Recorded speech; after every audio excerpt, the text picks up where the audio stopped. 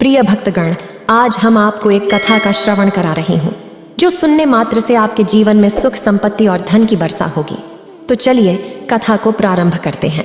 एक बार माता पार्वती और भगवान शिव जब पृथ्वी लोक पर जाते हैं तो वहां एक अमीर चंद नाम का व्यक्ति काफी दुखी और उदास बैठा था। अगर आप यह कहानी सुन रहे हैं तो पूरा सुनिए। इस कथा को आधा अधूरा छोड़कर जाने की गलती मत करिएगा, क्योंकि इस पवित्र कथा को पूरा सुनने से मनचाहा फल की प्राप्ति होगी। इसलिए इस कथा को पूरा सुने। आप शिव भक्त हैं तो भोलेनाथ का अनादर ना करें। तब माता पार्वती भगवान शंकर से प्रश्न करती है कि वह व्यक्ति उदास होकर क्यों बैठा है। तब भगवान शिव माता पार्वती से कहते हैं, हे प्रिय मानव, अपने जीवन काल में ये प्रमुख 7 बातें जो किसी को नहीं बतानी चाहिए वह सभी को बता देते हैं, जिस कारण वैसे मानव को कठिनाइयों का सामना करना पड़ता है। तब माता पार्वती पूछती है, वह कौन सी 7 बातें हैं? कृपया मुझे बताएं। तब भगवान शिव कहते हैं, हे प्रिय, इसे ध्यान से सुनना। मैं आपको अमीर चंद के जीवन के बारे में बताने जा रहा हूं। फिर भगवान शिव कहते हैं, मानव अक्सर कहा करता है, धीरे बोलो कोई सुन ना ले। ये बात हम सबके कानों में पड़ी होगी और अक्सर मानव के मुंह से भी निकलती रहती है।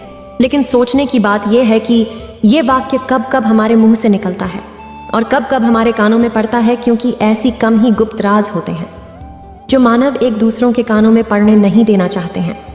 अक्सर परिवार में अशांति का कारण मानव स्वयं ही होता है। भगवान शिव कहते हैं, इस बात को देख पाए भले ना देख पाए, पर यह असल में सत्य है, क्योंकि जाने अनजाने मूर्खतावश मानव खुद ही अपनी वो बातें दूसरों को बता देते हैं जो हमें कभी नहीं बतानी चाहिए, और वही बातें जो जाने अनजाने हमने किसी दूसरे के सामने बता देते हैं वही दुख का कारण बन जाता है, वही झगड़े का कारण बन जाता है, और फिर बाद में पछतावा होता कि ये बात किसी को बतानी नहीं चाहिए थी, मेरी ही गलती थी, मैंने जाने अनजाने ये बात सभी को बता दी। इसीलिए आज की कहानी मैं आपको सुनाने जा रहा हूँ। उसे सुनने के बाद आपको 7 ऐसी बातें पता चलेंगी जो आपको कभी किसी को नहीं बतानी चाहिए। ये जो 7 बातें हैं जो आपको किसी को नहीं बतानी, क्यों नहीं बतानी, इसके पीछे का तर्क भी मैं आपको दूंगा।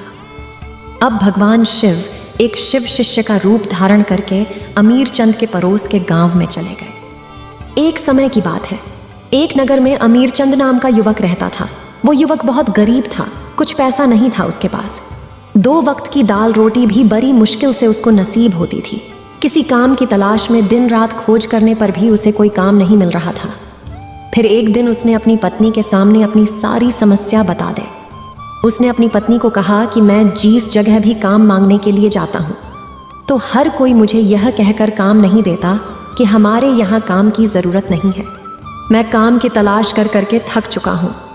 मुझे समझ नहीं आ रहा है कि मैं तुम लोगों का पेट कैसे भरूंगा, अपने बच्चों को कैसे पालूंगा, और ये चिंता मुझे दिन रात खाए जा रही है। यह सुनकर उसकी पत्नी ने कुछ सोच कर कहा कि तुम एक आदमी के पास एक बार ही काम मांगने के लिए जाते हो, और जब वह काम नहीं देता तो तुम दोबारा उसके पास जाते तक नहीं। अगर तुम्हें उनसे काम लेना है तो तुम्हें हमदर्दी जताने होंगे, तुम्हें उनसे हमदर्दी हासिल करनी होगी, अपनी गरीबी दिखानी होगी, ताकि वो लोग तुम्हारी मजबूरी समझकर तुम्हें काम पर रख लें। इसीलिए शर्म मत करो, उन्हें अपनी मजबूरी बताओ, अपनी गरीबी बताओ, और इसी उपाय से तुम काम पा सकते हैं। यह बात अमीर चंद के मस्तिष्क में बैठ गई, और अगले दिन काम मांगने के लिए वो उसी सेठ के पास जा पहुंचा जहां पर वो पिछले दिन काम मांगने के लिए गया था।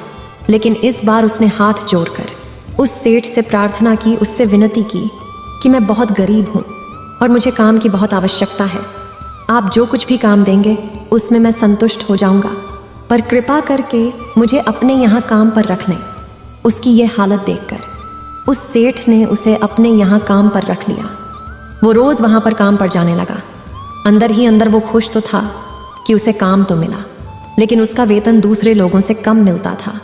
वही काम जो दूसरे लोग कर रहे थे उन्हें ज़्यादा वेतन मिल रहा था और इसे कम वेतन मिल रहा था। जब इस बारे में उसने अपने सेठ से कहा तो सेठ ने कहा कि देखो भाई, तुम्हें काम की ज़रूरत थी, मैंने तुम्हें काम दिया मेरा धन्यवाद करने की बजाय। तुम मुझसे शिकायत कर रहे हो, ये कैसी भलमनसाहत है। यह सुनकर अमीर चंद वहीं पर चुप हो गया। बात कहीं ना कहीं सत्य थी, सच थी। सेठ ने तो उसे उसकी मजबूरी के हिसाब से ही काम दिया था, और इसीलिए वह उसे अपने अनुसार ही वेतन देता था। लेकिन धीरे धीरे उसने ये बात अपने सगे संबंधियों और अपने दोस्तों को भी बताना शुरू कर दी कि उसका सेठ कैसा आदमी है और उसे कितना वेतन देता है। समय बीतता रहा और अमीर चंद पूरी लगन के साथ अपना काम करता रहा, लेकिन अब परिस्थितियां बदलने लगी थीं। सेठ अब अमीर चंद से दूसरे लोगों से ज्यादा काम लेता था और उनसे कम वेतन उसे देता था।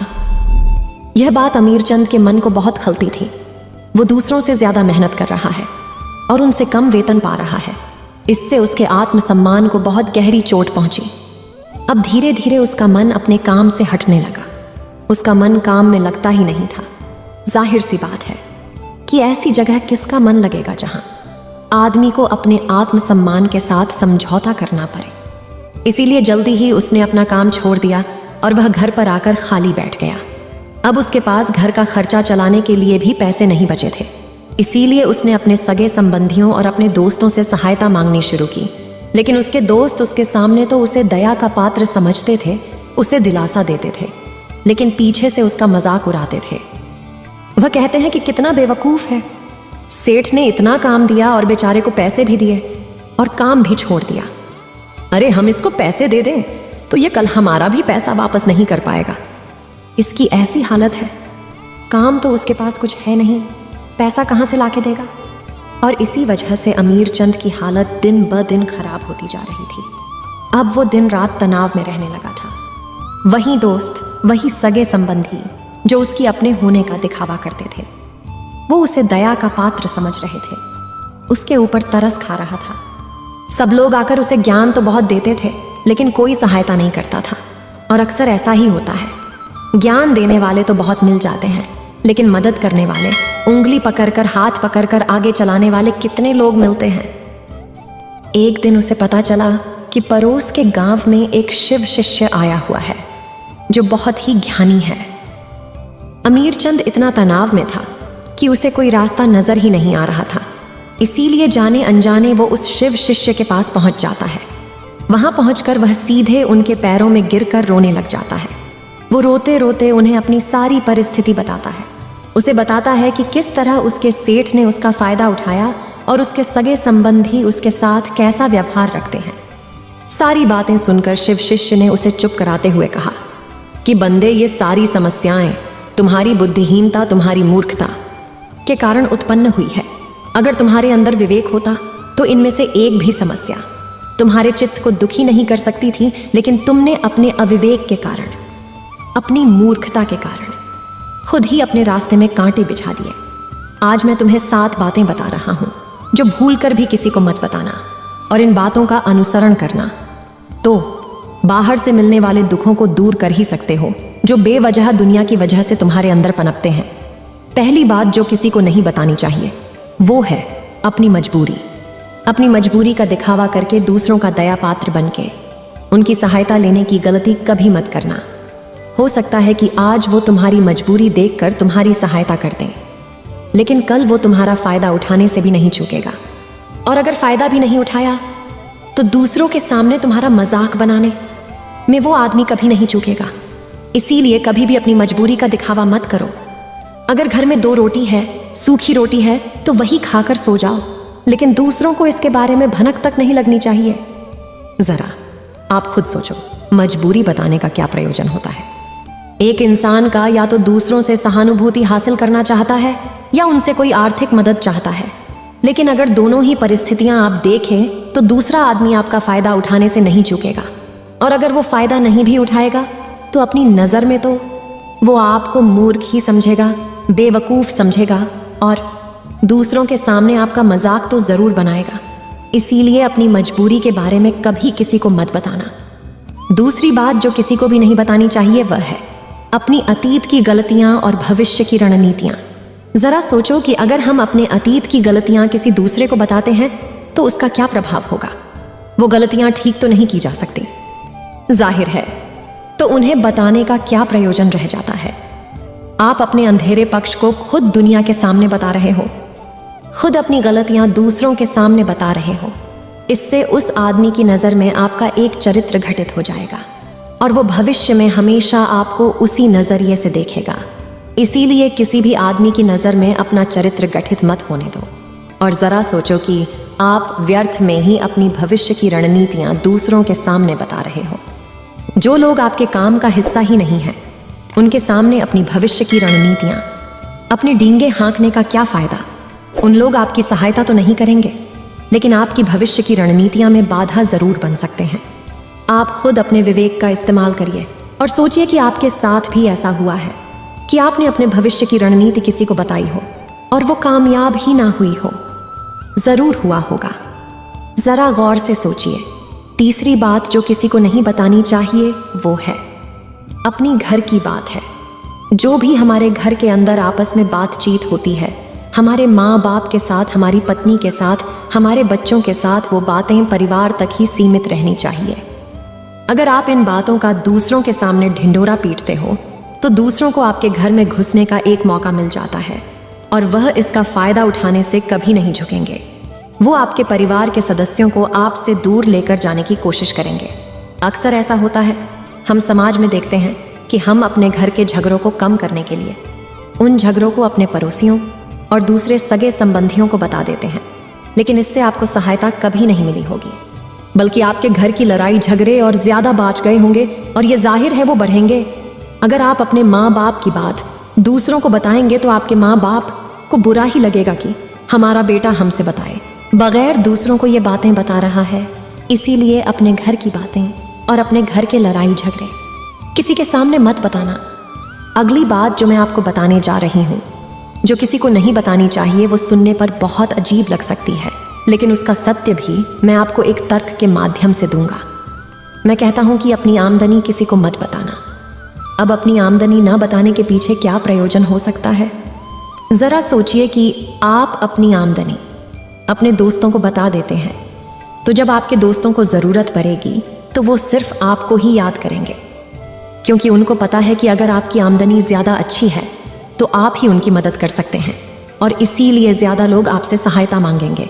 और जब आप उनकी सहायता नहीं करेंगे तो वो सोचेंगे कि इस आदमी के पास पैसे हैं, मेरी सहायता कर सकता है, लेकिन ये सहायता कर नहीं रहा है, और इसीलिए आपकी आमदनी आप दोनों दोस्तों के बीच एक झगड़े का कारण हो सकती है। कम आमदनी होगी तो लोग मजाक उड़ाएंगे, और ज़्यादा होगी तो सहायता मांगेंगे। तो अपनी आमदनी बताने का कोई प्रयोजन नहीं है। अगली बात जो मैं आपको बताने वाली हूँ उसे अपनी गांठ में बांध लेना और किसी को ये बात मत बताना। अपनी कमज़ोरियाँ और अपनी ताकत, अक्सर इंसान को पता नहीं होता है कि उसकी कमज़ोरी या उसकी ताकत क्या है, लेकिन अगर आपको अपनी कमज़ोरी और अपनी ताकत पता है तो पहली बात तो आप बहुत ही बुद्धिमान आदमी हैं, और दूसरी बात कि आपको यह बातें किसी से साझा नहीं करनी है, क्योंकि अगर आपकी कमज़ोरियाँ दूसरों को पता चल गईं तो आपकी कमज़ोरियों का फ़ायदा उठाएंगे, और अगर आपकी ताकत पता चल गई तो वही ताकत आपकी कमज़ोरी बन जाएगी, क्योंकि वो ताकत दूसरे आदमी को पता है और वो ताकत की काट ढूंढ ही लेगा। अपनी कमज़ोरी और अपनी ताकत अपनी पत्नी या अपने पति को भी नहीं बतानी चाहिए, क्योंकि इसके बाद आपको घर में हमेशा दुखी से रहना पड़ेगा। अगली बात जो किसी को नहीं बतानी चाहिए वह है अपने मित्र और अपने शत्रु। आप अपने मित्रों के बारे में अगर दूसरे लोगों को बताएंगे तो वो आपके मित्रों के साथ अपनी घनिष्ठता बनाकर आपको धोखा दिलवा सकते हैं। आपके गहरे मित्रों को आपसे दूर करने का प्रयास कर सकते हैं। अक्सर आम आदमी ऐसा नहीं करता, लेकिन आपके दुश्मन ऐसा करने की कोशिश कर सकते हैं। और दूसरी तरफ आपके शत्रु का भी किसी को नहीं पता लगना चाहिए, क्योंकि आज जो आपका मित्र है, अगर कल वो आपका दुश्मन हो गया तो वो आपके दुश्मन के साथ ही मिलकर आपको परास्त कर सकता है, आपको धोखा दे सकता है। इसीलिए अपने सबसे अच्छे दोस्तों को भी अपने दुश्मन के बारे में कभी मत बताना।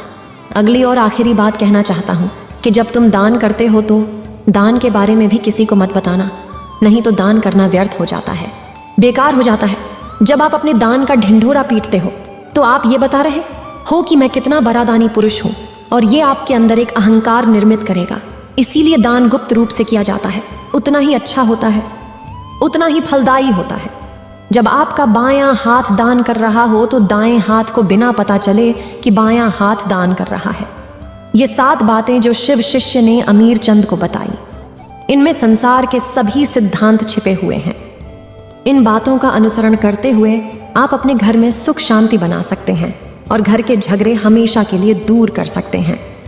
आप इन बातों के बारे में अपने विवेक से भी सोचेंगे तो आपको ये बातें सच मालूम पड़ेगी। और हमारा कहानी सुनाने का मकसद यही है कि आपका विवेक जागृत हो। अब यह कहानी पूरी हुई। तब माता पार्वती भगवान शिव से कहती है, हे प्रभु मानव, इस 7 बातों को जीवन में उतार ले तो उनके जीवन में कभी भी कठिनाई नहीं आएगी। इतना कहते हुए माता पार्वती और भगवान शिव कैलाश पर्वत के लिए चले गए। इस वीडियो को बोलते समय कोई त्रुटि हो तो मैं क्षमा चाहती हूँ।